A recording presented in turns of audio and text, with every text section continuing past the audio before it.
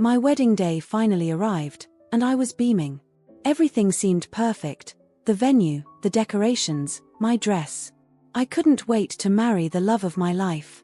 Little did I know, however, that an unexpected event was about to turn the whole celebration upside down. My name is Amelie, and that day I woke up with a mixture of excitement and nervousness. The sun was filtering through the curtains of my hotel room, promising a radiant day. I stood up, heart pounding, and glanced at my wedding dress hanging on the closet door.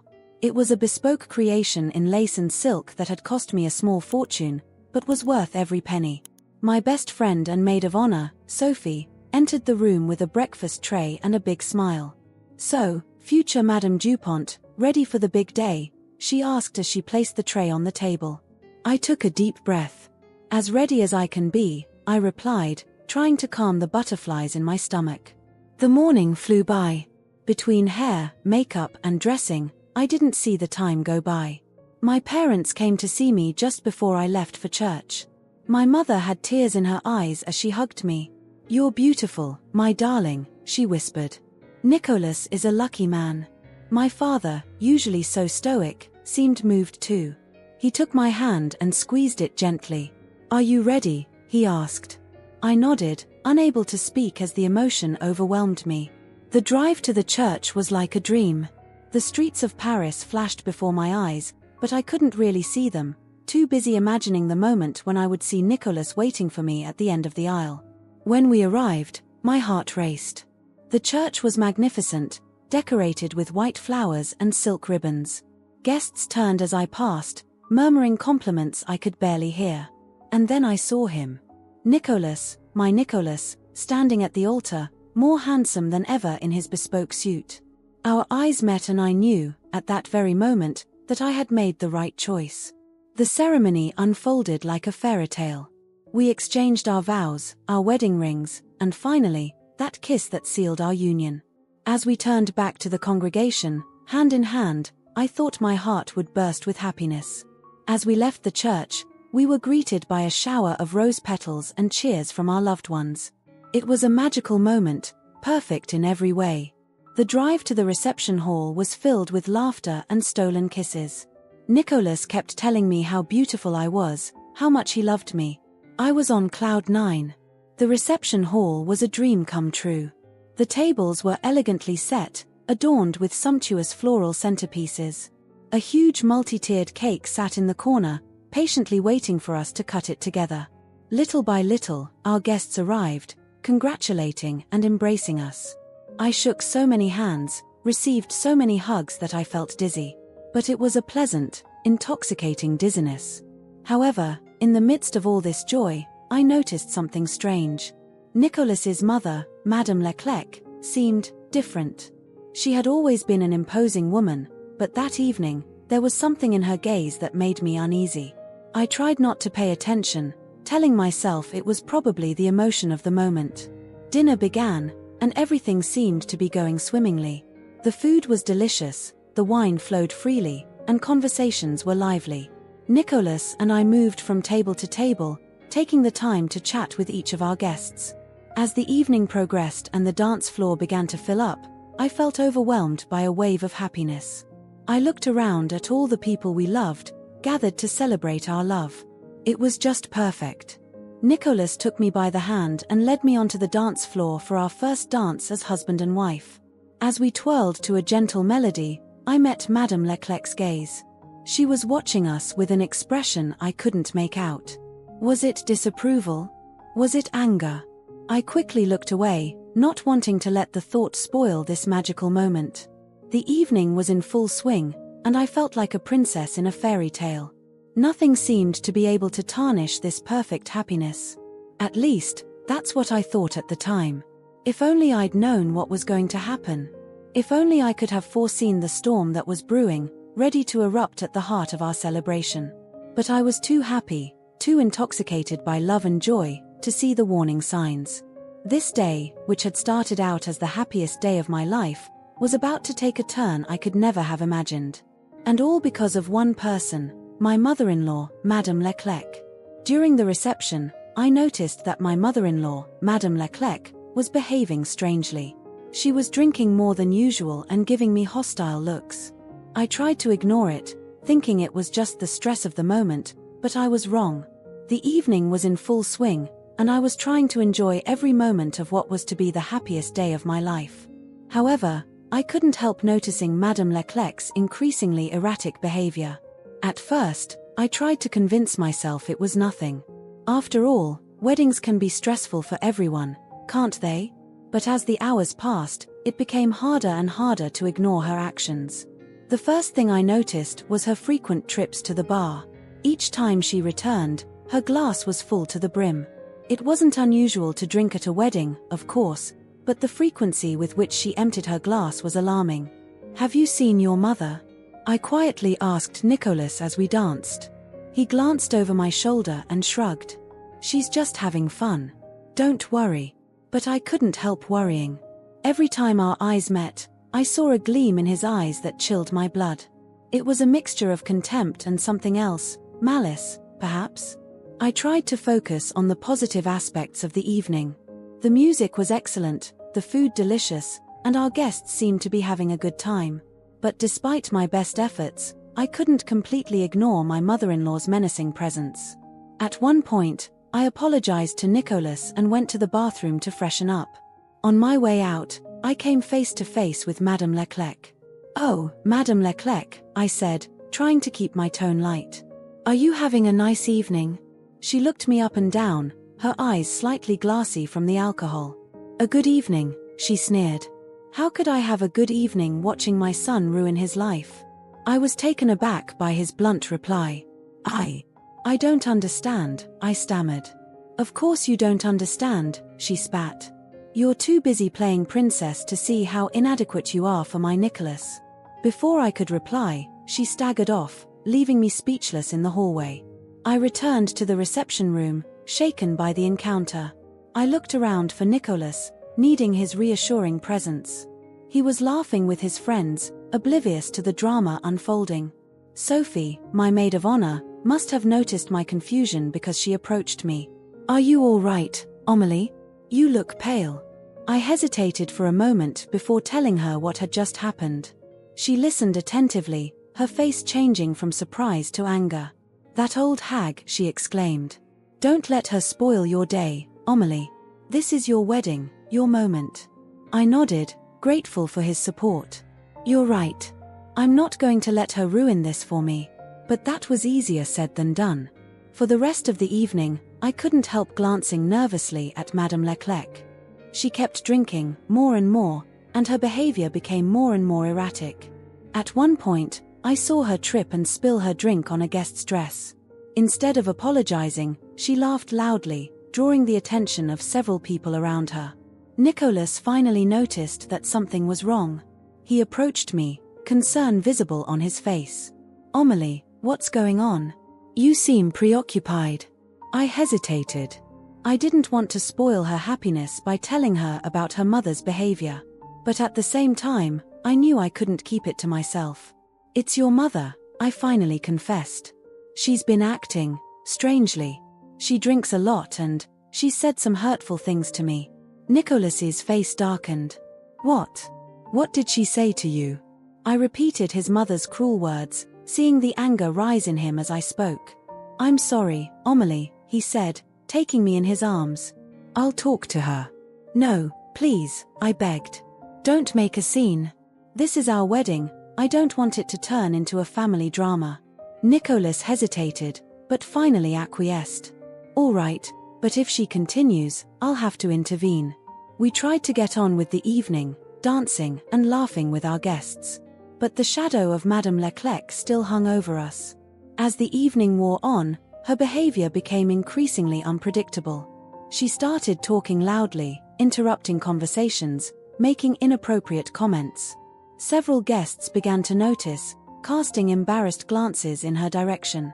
I saw Nicholas' father try to calm her down, but she pushed him away violently. "Leave me alone," she shouted, drawing the attention of the whole room. Silence fell for a moment, all eyes riveted on Madame Leclerc. Then, slowly, conversations resumed, but the atmosphere had changed. There was a tension in the air, as if everyone was waiting for something to explode. I tried to keep calm, to concentrate on the positive aspects of the evening. But it was getting harder and harder. Every time I saw Madame Leclerc, my heart clenched with apprehension. Nicolas did his best to entertain me, leading me in wild dances, introducing me to family members I hadn't yet met. But even in these moments of joy, I couldn't help glancing nervously at my mother-in-law. At one point, as we stood on the dance floor, I saw Madame Leclerc staggering towards us. My heart began to race. What was she going to do? What was she going to say? But before she could reach us, Sophie intervened, deftly intercepting her and dragging her towards the buffet. I gave my friend a grateful look, and she winked at me discreetly. I knew, however, that this was only the beginning. Madame Leclerc seemed determined to do something, to say something. And the longer the evening went on, the more I dreaded this moment. I tried to reason with myself. Maybe I was overreacting. Maybe it was just stress and alcohol making her act that way. Maybe everything was going to be all right. But deep down, I knew that wasn't the case. I could feel that something was about to happen. Something that would change the course of this evening, and maybe even the course of our lives. And I was right. Because what was going to happen next was going to exceed my worst fears. Suddenly, in the middle of the dance floor, Madame Leclerc called out to me. All the guests turned to look. With a mischievous smile, she said, "Serve me like a slave or the wedding's over." The room fell into absolute silence. My heart raced. Time seemed to stand still.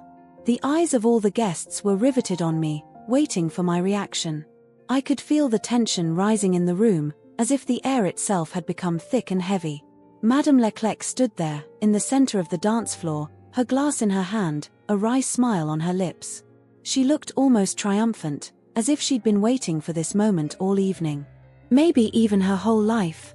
"So, my dear daughter-in-law," she insisted, her voice echoing in the silence of the room, "what are you waiting for? Come and serve me like the good little slave you are." I felt my cheeks flush with shame and anger. How dare she? How could she try to humiliate me like that on my wedding day? I looked around for Nicolas. He was frozen in place, his face pale, visibly shocked by his mother's words. Our eyes met and I could see the confusion and pain in his gaze. Sophie, my faithful friend, took a step forward as if to intervene, but I stopped her with a gesture. This was my battle, I had to face it alone. "Madame Leclerc," I began, trying to keep my voice calm despite the trembling of my hands, "I think you may have had too much to drink." "Why don't you?" "Drank too much," she cut me off with a bitter laugh. "Oh no, my dear. I'm perfectly lucid. It's you who are blind. Blind to the way you've manipulated my son, blind to your own mediocrity." His words were like stabs. I felt tears welling up in my eyes, but I forced myself to hold them back. I wouldn't give him the satisfaction of seeing me cry. "Mom, that's enough." Nicolas's voice rang out, loud and clear. He stepped forward, placing himself between his mother and me. "You have crossed the line. I demand that you apologize to Amélie immediately." Madame Leclerc looked at her son with a mixture of surprise and contempt. "Apologize? To her? Never. She's the one who should apologize for ruining your life." Murmurs began to rise among the guests. I saw looks of pity, shock, and even a few of sick amusement. This scene was becoming the main spectacle of our wedding, eclipsing everything else. "Please," I said, trying to keep my composure, "perhaps we could discuss this in private. This is neither the time nor the place for—" "Oh, but it's exactly the right time," cried Madame Leclerc, her voice rising an octave. "Let everyone see who you really are. A pushy, manipulative woman who seduced my son for his money and status." I felt anger welling up inside me. All those years of disparaging remarks, little digs, forced smiles, it was all exploding now, here, in front of all our loved ones. "I never—" I began, but she cut me off again. "Shut up. If you really want to be part of this family, prove it. Serve me like a slave, show everyone that you'll do anything to stay with my son." The silence that followed was deafening. I looked around, seeing the shocked faces of our guests, the pain on Nicolas' face, the fury in Sophie's eyes. And then, something inside me broke. Or perhaps it grew stronger. I couldn't say. But I knew at that moment that I could no longer remain silent. No, I said, my voice stronger and more assured than I would have thought possible. No, I won't serve you like a slave. I won't humiliate myself to please you. Madame Leclerc seemed momentarily taken aback by my response. She probably expected me to give in, to bend to her will as I had done so many times in the past to keep the peace. How dare you speak to me like that, she hissed. I'm your mother-in-law, you owe me respect. Respect is earned, Madame Leclerc, I replied, feeling a new strength come over me. And you've done nothing to deserve mine. From the day I met Nicholas, you've never stopped putting me down, criticizing me, making me feel I wasn't good enough for your son. I took a step forward, stepping closer to her. But you know what? I'm good enough. I'm more than that. I love your son with all my heart, and he loves me back. And none of your machinations will change that. The guests began to murmur again, but this time I felt the atmosphere had changed. There was approval in some eyes, support in others. Madame Leclerc, on the other hand, seemed to have lost her superbness. Her face had turned red with anger, or perhaps shame. You can't talk to me like that, she stammered. Yes, I can, I replied calmly. And I do. Because it's over, Madame Leclerc. Gone are the days when I kept quiet to preserve the peace. Gone are the days when I accepted your insults and humiliations. I felt Nicholas' hand slip into mine. He was by my side, silently supporting me. It gave me even more courage. This marriage isn't over, I continued. It's just beginning. And if you can't accept that, if you can't treat me with the respect I deserve, then maybe you should leave. A stony silence fell over the room. All eyes were riveted on Madame Leclerc, waiting for her reaction. For a long moment, she just stood there, speechless, unable to speak. Then, suddenly, she burst into tears. Big, loud sobs that shook her whole body. My son, she wailed, how can you let me do this? How can you choose her over me? Nicholas took a deep breath. I could feel how difficult this moment was for him. Mom, he said softly, I'm not choosing Amelie over you. I'm choosing my wife, my life partner. And I'd like you to be part of our lives, but not like this. Not by trying to separate us, not by insulting the woman I love. Madame Leclerc's tears redoubled. She looked around, as if seeking support among the guests. But all she found were disapproving or embarrassed glances. Finally, she turned on her heel and hurried out of the room, leaving a deafening silence behind her. I felt my legs weaken beneath me. The adrenaline that had carried me so far was beginning to fade. Nicholas hugged me, whispering words of comfort in my ear. Slowly, the music resumed. Guests began to move and talk, as if emerging from a trance. Sophie approached us, tears in her eyes. I'm so proud of you, Amelie, she said, hugging me. As the party slowly resumed, I couldn't help thinking about what had just happened. I had stood up to my mother-in-law, defended my love and my dignity. But at what cost? What would happen next? I didn't know it yet, but this confrontation would mark a turning point in Nicholas and my lives. A turning point that would lead us down paths we'd never imagined. At that moment, I realized I had two options: give in to the blackmail and humiliate myself, or face up to the situation. I looked at my husband, who seemed as shocked as I was. I took a deep breath and made a decision that would change the course of the evening. Time seemed to stand still. All eyes were on me, waiting for my reaction. I could feel the weight of their gazes, hear the deafening silence that had invaded the room. My heart was beating so fast I felt as if everyone could hear it. I looked at Nicholas, my husband of only a few hours. His face was pale, his eyes wide with shock and disbelief. I could see he was torn between his love for me and his filial duty to his mother. This realization hurt, but it also gave me the strength I needed. I took a deep breath, feeling the air fill my lungs. It was as if I were breathing for the first time since Madame Leclerc had issued her ultimatum. I felt a strange clarity come over me, as if everything were suddenly crystal clear. No, I said, my voice stronger and more assured than I would have thought possible. No, I'm not going to humiliate myself to please you, Madame Leclerc. A murmur ran through the assembly. I could see surprise on the faces of some guests, approval on others. Madame Leclerc, for her part, seemed stunned by my answer. "How dare you?" she began, but I cut her off. "No, how dare you?" I retorted, feeling a wave of anger rise within me. "How dare you try to ruin the happiest day of our lives? How dare you ask me to humiliate myself in front of our friends and family?" I took a step forward, stepping closer to her. "Ever since I met Nicholas, you've never stopped putting me down, criticizing me, making me feel I wasn't good enough for him. But you know what? I've had enough." I felt Nicholas' hand slip into mine. He was by my side, silently supporting me. It gave me even more courage. "I'm here today because I love your son," I continued, "and because he loves me. We have chosen to spend our lives together, to build our future together. And if you can't accept that, if you can't treat me with the respect I deserve as your son's wife, then that's your problem, not ours." The silence that followed was palpable. I could see a succession of emotions on Madame Leclerc's face: anger, surprise, and finally, a kind of defeat. "You don't understand," she finally said, her voice trembling. "Nicholas is all I have. I can't lose him." "You're not losing him," I replied, softening my voice a little.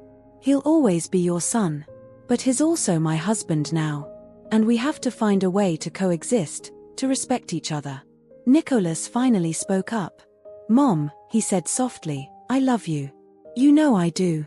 But I also love Amelie. She's my wife now, my partner. I'm not choosing one over the other. I want you both in my life."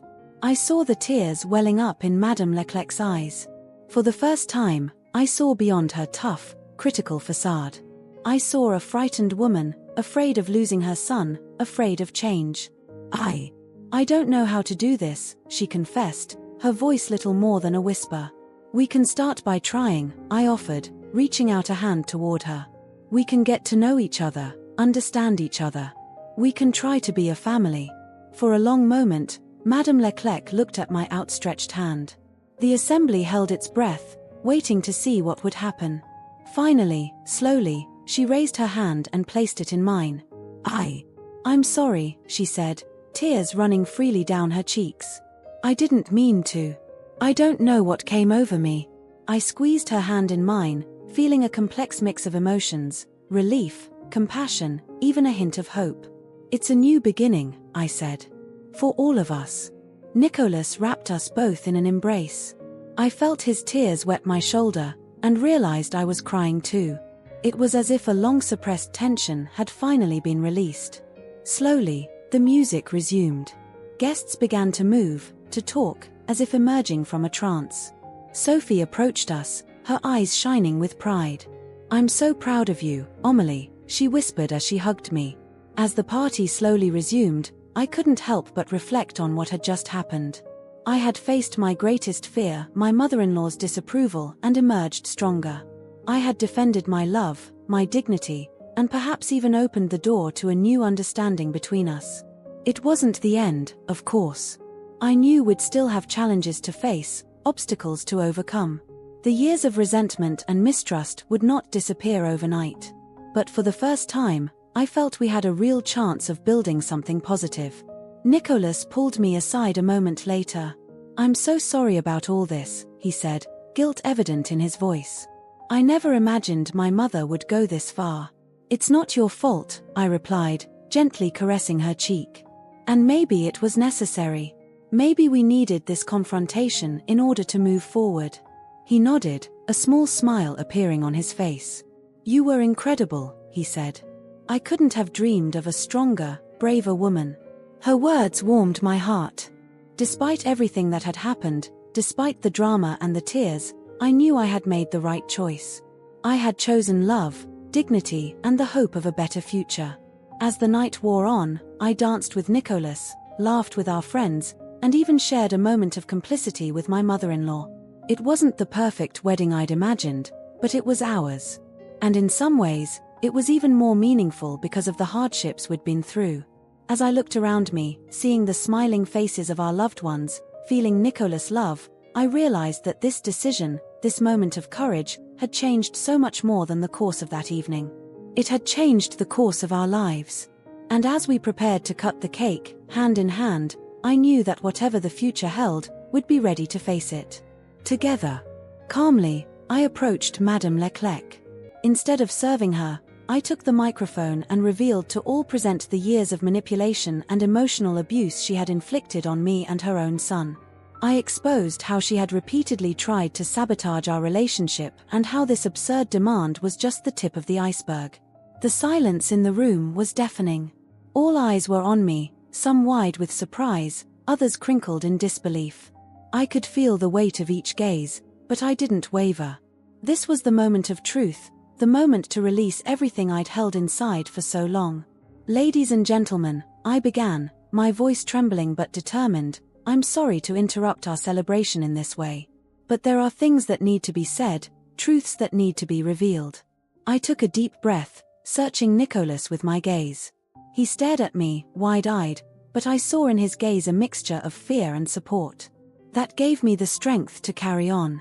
From the day I met Nicholas, his mother, Madame Leclerc, kept trying to separate us. At first, it was subtle. Disparaging remarks about my origins, my ambitions, my appearance. Comments that seemed innocent but were designed to make me doubt myself, to make me feel I wasn't good enough for her son. I saw Ms. Leclerc try to protest, but I cut her off with a gesture. Over time, her tactics became more aggressive. She started spreading rumors about me to Nicholas' family and friends. She tried to make me out to be an upstart, a manipulator who was only interested in her son's money and social status. Murmurs began to rise in the room. I saw some guests exchanging glances, as if they were beginning to understand certain things. But that wasn't all, I continued. She also manipulated her own son. She played on his guilt, on his sense of filial duty. She pretended to be sick to keep him from spending time with me. She even tried to convince him I was unfaithful, going so far as to hire someone to follow me around and take compromising photos, which turned out to be montages. I heard gasps of surprise from the assembly. Nicholas had lowered his head, his fists clenched. I knew it was hard for him to hear all this, but I also knew it was necessary. Despite all this, Nicholas and I persisted. Our love was stronger than her machinations. We overcame every obstacle she put in our way. And today, we got married. We made the choice to spend our lives together, to build our future together. I paused, letting my words echo around the room. And yet, even today, the day that should be the happiest of our lives, Madame Leclerc couldn't resist trying to separate us one last time. Her ultimatum, serve me like a slave or end the marriage, is just the latest in a long series of attempts to belittle me, to make me feel I'm not worthy of her son. I looked directly at Madame Leclerc.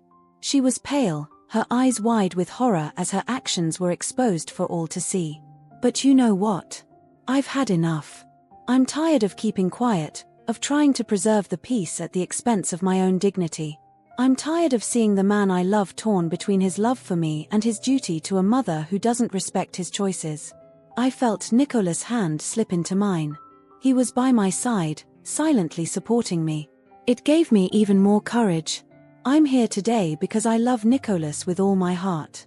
I'm here because we've chosen to build a life together, despite all the obstacles. And I won't let anyone, not even his mother, come between us again. I took a deep breath, feeling tears welling up in my eyes. I'm sorry to have to do this today, in front of all of you. But it was time for the truth to be told. It was time we put an end to this cycle of abuse and manipulation. I extended my hand to Nicholas, who took it without hesitation. Nicholas and I are a team. We're partners in life, in love, in everything. And if someone can't accept that, if they can't respect both of us, then that person has no place in our lives. The silence that followed was deafening. For a long time, no one moved, no one spoke. It was as if time had stood still. Then, slowly, someone started clapping. It was Sophie, my maid of honor and best friend. Others joined in, and soon the whole room was ringing with applause. I saw tears in the eyes of some guests. Others nodded approvingly.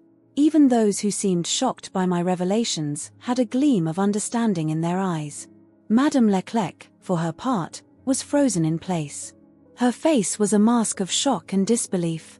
For the first time, I saw her as she really was, a frightened woman, afraid of losing her son, afraid of change. Nicholas finally spoke. "Mom," he said, his voice shaky but firm, "is it true? Did you really do all those things?" Madame Leclerc opened her mouth to speak, but no sound came out.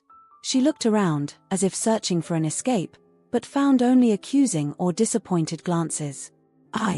I didn't mean to," she finally stammered. "I thought I was doing what was best for you. By trying to separate myself from the woman I love," asked Nicholas, disbelief evident in his voice. "By manipulating and lying?" "I'm sorry," Madame Leclerc murmured, tears running freely down her cheeks. "I don't know what else to say." I felt a wave of compassion wash over me, despite all she'd put us through. "Maybe it's not too late," I said softly. "We can still try to rebuild, to create a healthy relationship. But it has to start with mutual respect and honesty." Nicholas nodded, squeezing my hand in his. "We're willing to try if you are, Mom. But things have got to change. We will no longer tolerate this kind of behavior." Madame Leclerc looked at us both, then slowly nodded. I'll try," she promised in a faint voice. As silence fell over the room, I realized that this moment had changed so much more than the course of that evening. It had changed the course of our lives. We'd faced the truth, had it out in the open, and now had the chance to rebuild on a healthier foundation. It wasn't the ending I'd imagined for our marriage, but in a way, it was a new beginning. A beginning filled with honesty, courage, and hope for the future. What followed was a mixed bag of reactions. Some guests were shocked, others applauded my courage. My husband, for the first time, confronted his mother publicly, supporting me and asking her to leave the party. It was a liberating moment for both of us. The silence that had followed my speech was suddenly broken by a hubbub of voices. The reception hall, previously frozen in stunned silence, suddenly exploded into a cacophony of exclamations, murmurs, and animated discussion. I stood there, microphone still in hand, heart pounding. The adrenaline that had carried me through my speech was starting to subside, and I could feel my legs trembling slightly. Nicholas was at my side, his hand firmly clasped in mine, his face a mixture of pride and apprehension. Madame Leclerc, for her part, seemed to have shrunk on the spot. Her face, usually so composed, was a mask of shock and disbelief.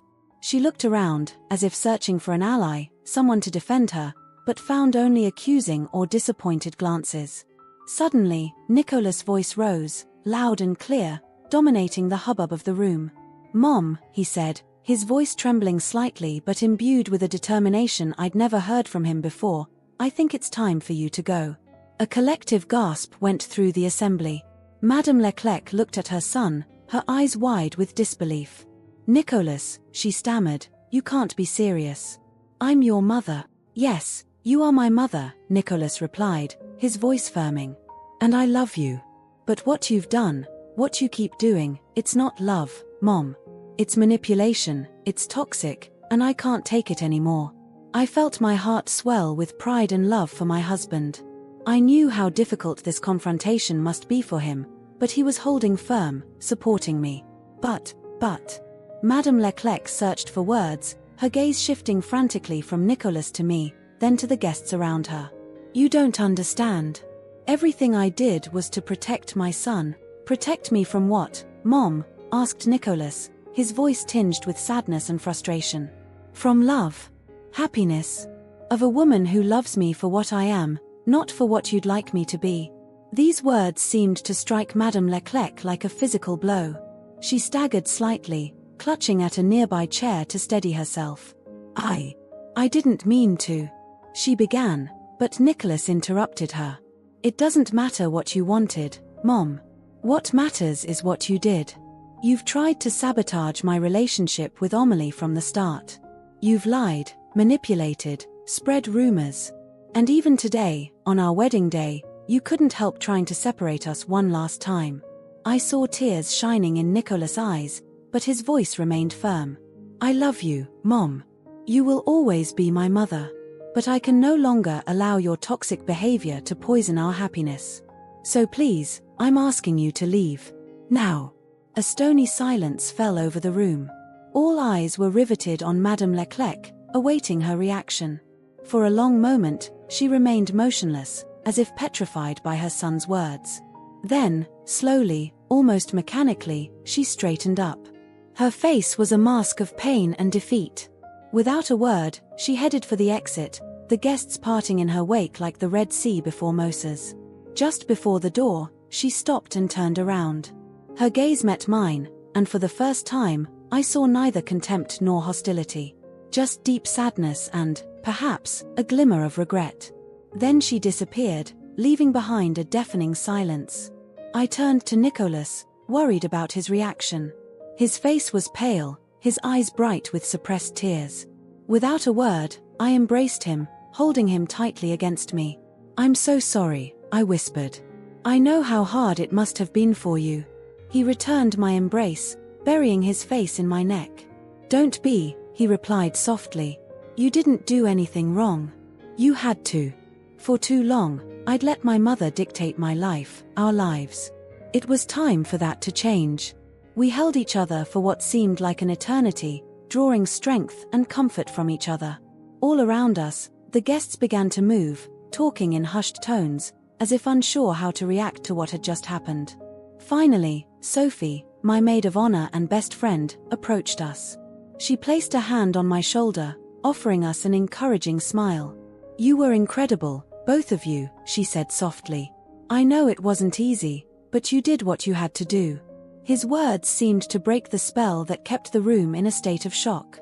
Gradually, other guests approached, offering their support and understanding. "We're sorry you had to go through that," said Nicholas's uncle, a man with a kind face. "But we're proud of you. You showed great courage." "It was the right thing to do," added my cousin Elise. "You deserve to be happy, without having to constantly look over your shoulder." Gradually, the atmosphere in the room began to change. The tension that had prevailed after Madame Leclerc's departure gradually dissipated, replaced by a feeling of solidarity and support. Nicholas straightened up, discreetly wiping his eyes. He looked around, seemingly surprised by the support we were receiving. "Thank you," he said, his voice husky with emotion. "Thank you all for your understanding and support. It means a lot to us." I clasped his hand in mine, feeling a wave of love and gratitude wash over me. Despite the drama that had just unfolded, I felt lighter, as if a huge weight had been lifted from my shoulders. "And now," I said, a small smile on my lips, "how about we resume this celebration? After all, it's still our wedding, isn't it?" A murmur of approval ran through the assembly. Slowly, the music resumed, softly at first, then louder and louder. The guests began to relax, to smile, to dance. Nicholas looked at me, a mixture of pain and hope in his eyes. "Are you sure?" he asked softly. "After everything that's just happened?" I placed my hand on his cheek, looking him straight in the eye. "I've never been so sure of anything," I replied. "What just happened was difficult, yes. But it was necessary. And now we can truly begin our life together, without shadows, without secrets." He nodded, a small smile appearing on his face. "You're right," he said. "As always." Hand in hand, we made our way to the dance floor. As we began to dance, I felt something change in me, in us. We'd faced adversity together, we'd weathered the storm. And we'd emerged stronger, more united than ever. It may not have been the perfect marriage I'd imagined, but it was ours. And in some ways, it was even more meaningful because of the hardships we'd been through. As we twirled on the dance floor, surrounded by the love and support of our loved ones, I knew that whatever the future held, we'd be ready to face it. Together. That night, which should have been all about love and togetherness, turned out to be a turning point in our lives. We learned the importance of setting boundaries, even with family. The marriage continued, stronger than ever, and we began our life together with a new perspective on family relationships and self-esteem. The wedding party was back on track, but the atmosphere had changed. There was a new energy in the air, a mixture of relief, excitement, and anticipation. Nicholas and I were dancing in the center of the dance floor, surrounded by our friends and family, all those who had supported us through this unexpected ordeal. As we twirled around the dance floor, I couldn't help but reflect on everything that had happened. What had started out as a dream day had turned into a real nightmare, eventually becoming something far more profound and significant than we could have imagined. "What are you thinking?" whispered Nicholas in my ear, bringing me back to the present. I looked up at him, seeing a mixture of tenderness and concern in his gaze. "I'm thinking about us," I replied softly. "About everything that's happened today, everything it means for our future." He nodded, understanding completely. "It's been quite a day, hasn't it?" I couldn't help but laugh softly, to say the least. We continued to dance in silence for a while, each lost in his own thoughts. Then Nicholas spoke again. "You know," he said, his voice barely louder than a whisper, "I never thought I'd have the strength to face my mother like this. 4 years, I let her manipulations and control dictate my life. But today, thanks to you, I've finally found the courage to say no." I felt my heart swell with love and pride for this wonderful man. "You've always had this strength in you, Nicholas," I replied. "You just needed the right reason to let it out." He held me a little tighter against him. "And that reason is you," he said simply. We continued to dance, savoring this moment of peace and intimacy in the midst of the party. All around us, our guests were laughing, dancing, enjoying the evening. But for us, it was as if the outside world had ceased to exist. It was just the two of us, united not only by our love, but also by the ordeal we'd just been through together. Later that evening, as we took a break to refresh ourselves, Sophie joined us. She had bright eyes and a big smile on her face. "You too," she said, taking us each by one arm, "you're incredible. I've never seen a couple so strong, so united." I felt my cheeks flush under the compliment. "Thank you, Sophie," I replied. "We couldn't have gotten through all this without your support." She swept away my thanks with a wave of her hand. "That's what friends are for. But seriously, what you did today, it was brave. And necessary." Nicholas nodded, his face suddenly serious. "It wasn't easy," he admitted. "But you're right, it was necessary. For too long, I've let my mother dictate the terms of my life, our life. It was time for that to change." "And now?" asked Sophie, looking at us in turn. I took a deep breath, exchanging a glance with Nicholas. "Now," I said slowly, "we begin our life together. Without interference, without manipulation. Just the two of us, building our future as we see fit." Nicholas squeezed my hand in his. "Exactly," he confirmed. "We learned an important lesson today. The importance of setting boundaries, even with family. The importance of standing up for what you believe in, for those you love." Sophie looked at us with a mixture of pride and affection. "You'll make it," she said with conviction. "You're stronger together than you've ever been apart." His words resonated with me, reminding me of everything Nicholas and I had gone through to get to this point. The obstacles we'd overcome, the challenges we'd met. And now here we were, married, united not only by love but also by a deeper mutual understanding than ever before. The rest of the evening passed as in a dream. We danced, laughed, talked with our guests. Every moment seemed more precious, more meaningful after what had happened.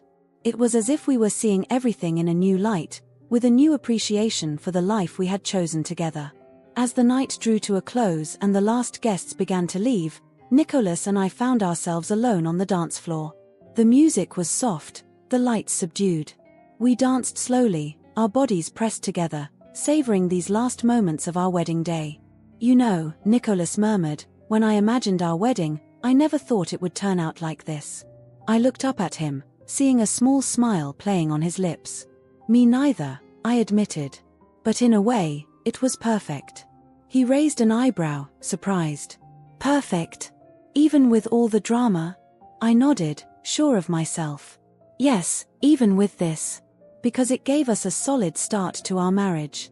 We faced adversity together, we stood our ground against the storm. And we came out stronger." Nicholas pondered my words for a moment, then nodded slowly. "You're right," he said. "It wasn't easy, but it was worth it. Now we know we can face anything together." "Exactly," I confirmed. "And it's a solid foundation on which to build our future." We continued to dance in silence, savoring each other's presence. I thought about everything we'd been through, everything the future held in store for us. I knew it wouldn't always be easy. There would be challenges to face, obstacles to overcome. But I also knew that we were ready to face them, together. That night, as we finally left the reception hall, hand in hand, I felt filled with a sense of peace and anticipation. We had weathered the storm, we had stood firm in the face of adversity. And now we were ready to begin our new life together. Our marriage may not have been the perfect fairy tale I'd imagined. But it had been real, honest, and deeply meaningful. We had learned important lessons about love, family, and the importance of staying true to ourselves and our values. As we climbed into the car that would take us to our honeymoon, I took one last look at the reception hall. This night would always be engraved in my memory, not as the day when everything had almost gone wrong, but as the day when Nicholas and I had truly begun our life together, stronger and more united than ever. And as we drove off into the night, I knew with absolute certainty that whatever the future held, we'd be ready to face it. Together, as husband and wife, as partners in life.